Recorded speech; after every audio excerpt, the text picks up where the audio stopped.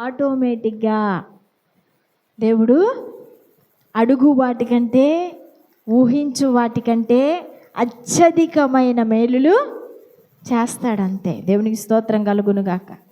హల్లెలూయా, హల్లెలూయా. నమ్మాలా వద్దా? ఇప్పుడు నమ్మాలా వద్దా?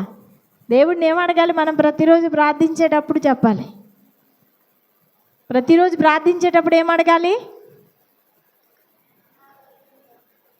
నన్ను పరిశోధించి తెలుసుకో, నా యందు నీకు ఆయాసకరమైన మార్గం ఉందేమో, నేను ప్రార్థన సరిగా చేయలేకపోతున్నానేమో, నేను సరిగా నీ యందు విశ్వాసం ఉంచలేకపోతున్నానేమో, నేను సరిగా నీ కృతజ్ఞతాస్తుతులు చెల్లించలేకపోతున్నానేమో, సరిగ్గా నేను నీకు అర్పణ చేయలేకపోతున్నానేమో, సరి అయిన శ్రేష్టమైన అర్పణ చేయలేకపోతున్నానేమో, నేను ఇంకా ఎక్కడ తప్పిపోతున్నానో, వాక్యం చదవలేకపోతున్నానా, వాక్యం వినలేకపోతున్నానా, నేను నీవు చెప్పినట్టు సాటి వారికి సహాయం చేయలేకపోతున్నానా, నన్ను వలె నా పొరుగు వారిని ప్రేమించలేకపోతున్నానా, నేను ఏం చేయలేకపోతున్నాను, ఎక్కడ పడిపోతున్నాను, ఎక్కడ జారిపోతున్నానో, నా అడుగులు ఎక్కడ జారిపోతున్నాయో నన్ను నీవు పరిశోధించి తెలుసుకోండియా అని ప్రతిదినము దావీదు వలె ప్రార్థన చేసుకోవాలి. దావీదు అలా చేసుకోవడం ద్వారా ఏమయ్యాడంటే దేవునికి ఇష్టానుసారుడైన మనుషుడయ్యాడు.